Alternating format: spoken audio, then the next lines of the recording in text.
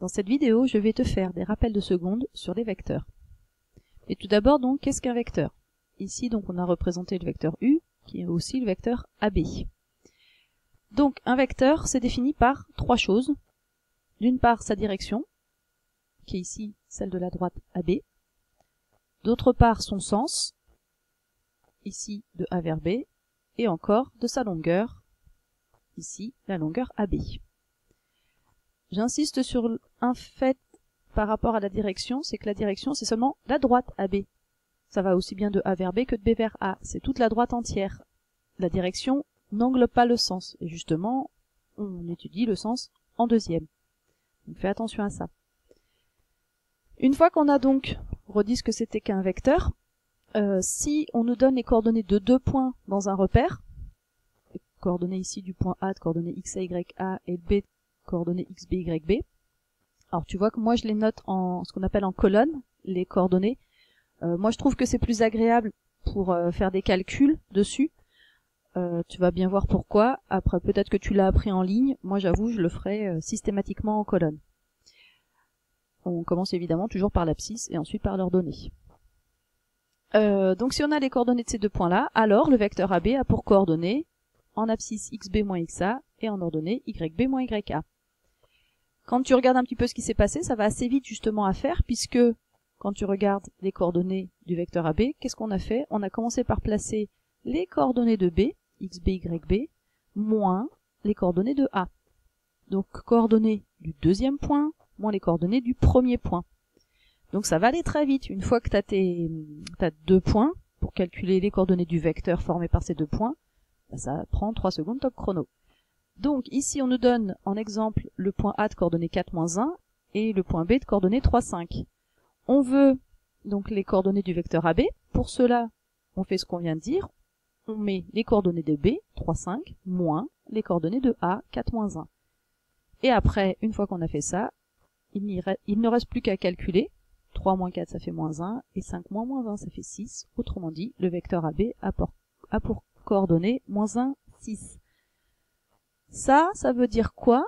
Ça veut dire qu'en fait, pour aller de A à B, dans mon repère, je vais me déplacer, donc je vais partir de A, je vais me décaler de moins 1 en abscisse, et je vais monter de 6 en ordonnée, et ça me donnera le point B. Donc voilà ce que ça signifie. Donc tu peux contrôler sur une figure hein, si tes points se placent assez rapidement sur une figure. Donc ça c'est pour comment calculer les coordonnées d'un vecteur. Une fois qu'on sait ça, on peut aussi se poser la question de qu'est-ce que c'est que faire une somme de deux vecteurs? Alors une somme de deux vecteurs, en fait, ça a lien avec la relation de Schall, qui nous dit que si on a 3 points A, B et C dans le plan, alors on a la relation suivante, qu'on appelle donc relation de Schall, que le vecteur AB plus le vecteur BC est égal au vecteur AC. Je rappelle rapidement ce qu'il y a derrière. Derrière les vecteurs, il y a la translation. La translation, c'est un glissement.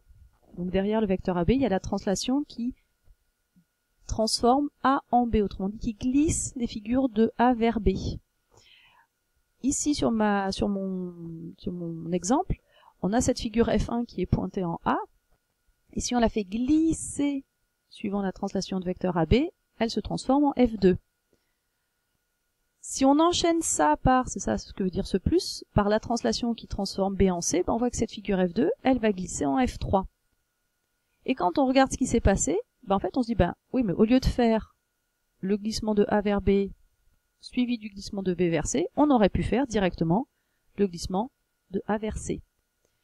Voilà d'où vient cette relation de Schall. Donc AB plus BC égale le vecteur AC. Là, il faut absolument que tu mettes les flèches au-dessus de tes lettres. Sinon, c'est faux. La plupart du temps.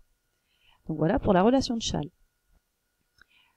Et quand on continue donc sur la somme de vecteurs, on se dit, oui, d'accord, on sait faire des sommes de vecteurs, mais maintenant, si on a des coordonnées, qu'est-ce que ça devient? Eh bien, c'est pas très compliqué.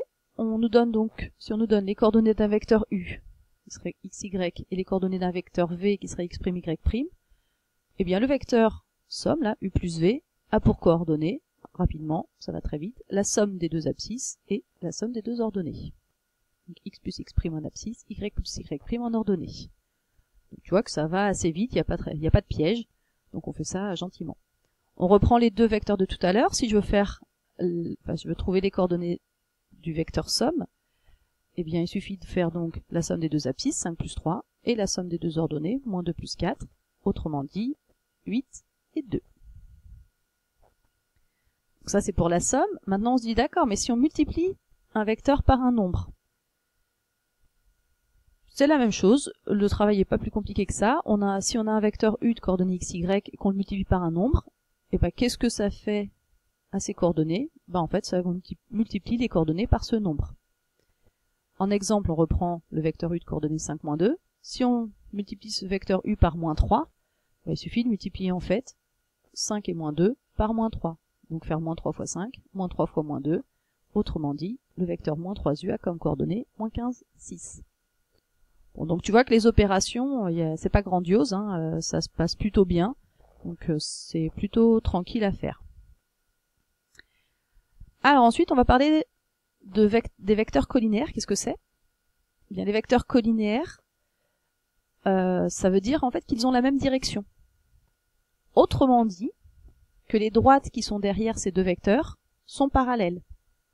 Donc ici, on a le vecteur u et le vecteur v, qui sont en fait le vecteur AB et le vecteur CD. Ils sont collinaires, justement parce qu'ils ont la même direction, et ça veut dire que les droites AB et CD sont parallèles.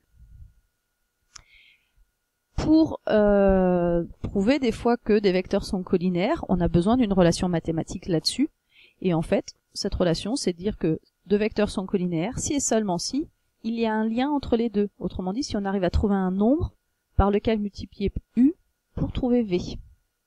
Est-ce que, par exemple, si je fais 2 fois le vecteur u, je vais obtenir v, ou moins 3 fois le vecteur u, est-ce que je vais obtenir v? Donc voilà pour ce lien mathématique.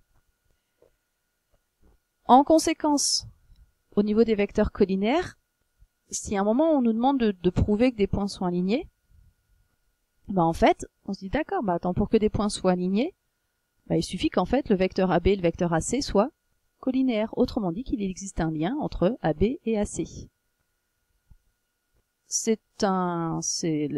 Donc on a le sens, si les points sont alignés, alors on a un lien entre AB et AC, et on a la réciproque qui dit que si on a ce lien qui dit que AC est égal à k fois AB, alors ça veut dire que les vecteurs AB et AC sont collinaires, autrement dit que les points AB et C sont alignés. Alors pourquoi alignés? Parce que dans AB et AC, c'est comme si les droites, donc AB et AC, étaient parallèles, mais comme elles ont le point A en commun, en fait c'est du parallèle, mais du parallèle confondu. Autrement dit, tous ces points sont bien alignés. Donc ça, c'est des petits théorèmes qui vont me servir à certains moments pour prouver que des points sont alignés ou non alignés ou choses comme ça. Donc en tout cas, il faut y penser. Derrière, il y a de la collinarité de vecteurs.